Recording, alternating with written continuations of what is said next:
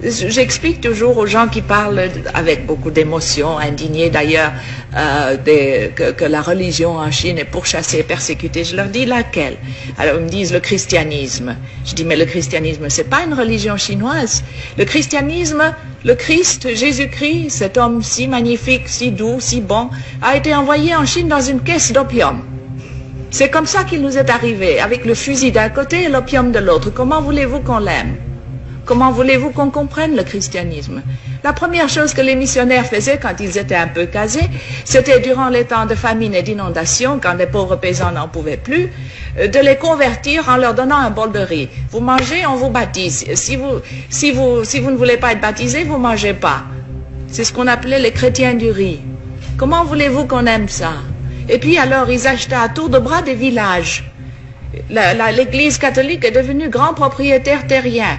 C'est à elle qu'appartenaient à Shanghai tous les districts de prostituées. Comment voulez-vous qu'on respecte une église comme ça? Ça, c'est le christianisme. Et je ne parle pas du protestantisme qui était tout aussi mauvais. Le bouddhisme aussi a été importé. La Chine elle-même n'a jamais pu évoquer, n'a jamais vraiment créé une religion. C'est vraiment extraordinaire. Elle a eu le moralisme avec Confucius. Elle a eu le taoïsme qui est une chose très vague. Mais ce sont deux philosophies qui font du comportement moral humain la fin en elle-même.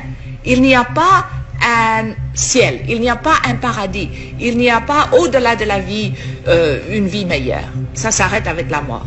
Il n'y a pas d'enfer non plus. Il n'y a pas d'enfer non plus. Mais la Chine elle-même n'a jamais évolué une religion, mais elle a évolué des moralités.